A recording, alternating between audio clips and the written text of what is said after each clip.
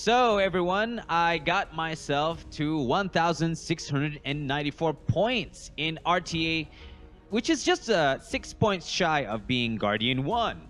So this is, as you can tell, my road to Guardian video. Where I showcase my RTA fights for those who are stuck in the C3 RTA and trying to figure out how to climb way back to the top.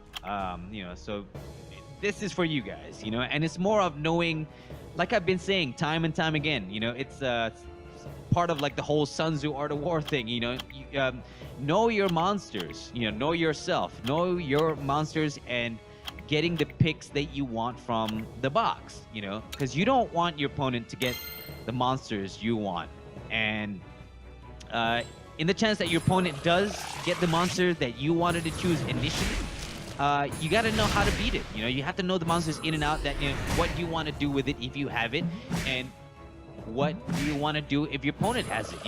So when you have that sort of, you can almost tell how the match is gonna play out, and it's sort of like a chess game. You think 12 steps ahead. Or even in a like Magic the Gathering game, think like that's another aspect of randomness. You just, you have your cards, they come out of nowhere, and then but you do have a set idea of which combos to do. And Summoner's War is no different with the monsters as well. You have to know your monsters in and out, especially in RTA, where if your monster gets chosen by your opponent, you don't have access to it. So you have to know how to use it and how to counter it in the case that happens. And for example, no such counters, like off the top of your head. Like for example, like off the top of my head, like to counter Leica, would be to use a Theo, or my counter to someone, say like a Vela Jewel, I will counter it with an Orion. I mean, I know Orion is not a direct counter to Vela, but what I would do is that I would use Orion to remove Vela's Will Rune, and if any, and also raising the attack bar of my monsters, or if you're using your monsters, that's how you want to counter a Vela Jewel. It's sort of, like I said, it's not a direct counter, but it's like treating the symptoms, you know what I mean? You remove the symptoms and you're fine. The symptoms was what's aching you, and the virus was Vela. But yeah, I mean, that's the things off the top of my head. So, those are the things that and you have to know, especially with the monsters that you want to use and stuff, that really know them in and out.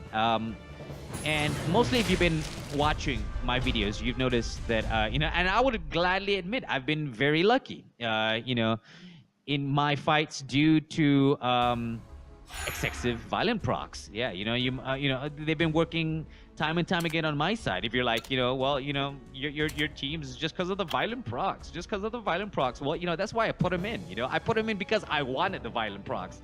I wanted that to happen. I wanted to have that little situation where I'm just like, yeah. There you go. My producers, luck is a skill too. There you go. Luck is a goddamn skill. That's right. Yeah. Oh yeah.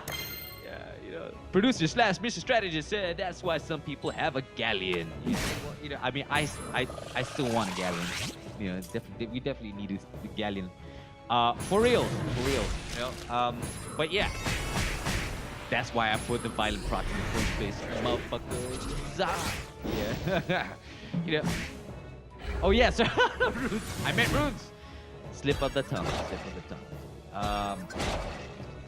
Yeah, so I got all the way to 1,694, but shit just went downhill a little bit because I was matched with a few Guardian players, and now I'm back at 1,600 flat, and another thing I've noticed is that like some teams are really reliant on one monster, and when you kill that monster, when you just like sniper and he's gone, and then most people would just quit, they would just like give up because their composition is so based on that one specific monster and its abilities and stuff like that.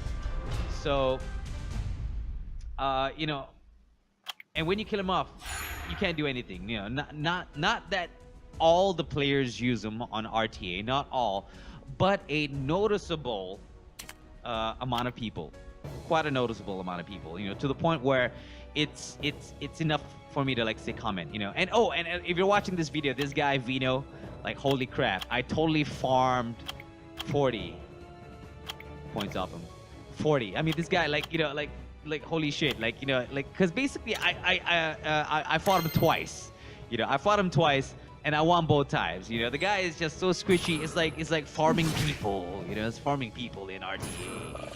He gave me so many points just by being shit. Sorry, Vino.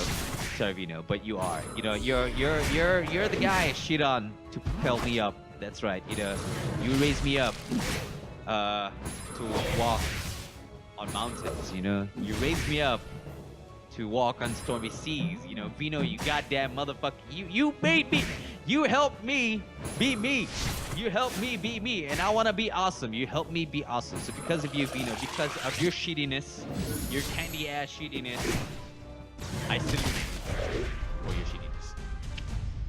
Man, you gotta love the people who are shit. You know, it's like you have your monsters, you know, they're like your freaking cannon fodder, you know. Then you have your people who are shit, you know, they're like your Cuban cannon fodder, you know. You gotta love the people who suck, you know. So because without people who are shit, you can never be great. You can never be like, there we go. This is my second match, and I can tell you straight off the bat, you know. I mean, like, this was another match where I like totally wiped them out and stuff like that, you know. But you know, and the funny thing is, when I was doing these RTAs, you know, I was traveling like around all these times. I was recording this, you know, like with my laptop and like, you know, using a hotspot and stuff like that, you know. Well, actually, I think there was a Wi-Fi. Oh no, there was one point there was a Wi-Fi like at a restaurant or something like that. You know, that was the most. But aside from that, you know, it was just mostly hotspot on my phone and stuff like that. I think it was mostly hotspot. I can't remember. I don't know. It's been a while.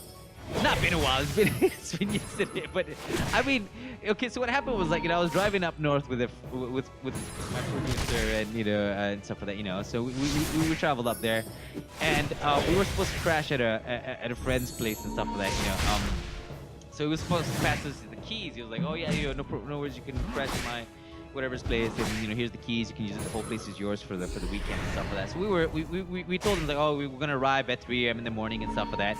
So the guy's like, yeah, sure, no problem, I'll be awake, you know. I mean, I'm a night owl, yeah, blah, blah, blah, blah, blah, blah, blah, blah, blah, blah, blah. So what happened was, we arrived in freaking, you know, up north and stuff like that with, you know, and we're just like trying to call him and stuff like that. We called him like 36 freaking times and stuff like that.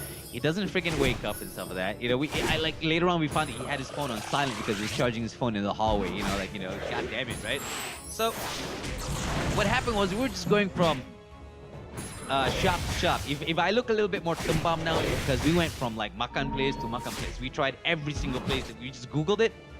If it showed up on Google, we went there, and if it was still open, we ate there. We freaking popped, you know, whether it be like a freaking, you know, your specialty is char kway teow with like, you know, then another place with like tandoori or whatever. We just went there and we ate whatever the specialty was.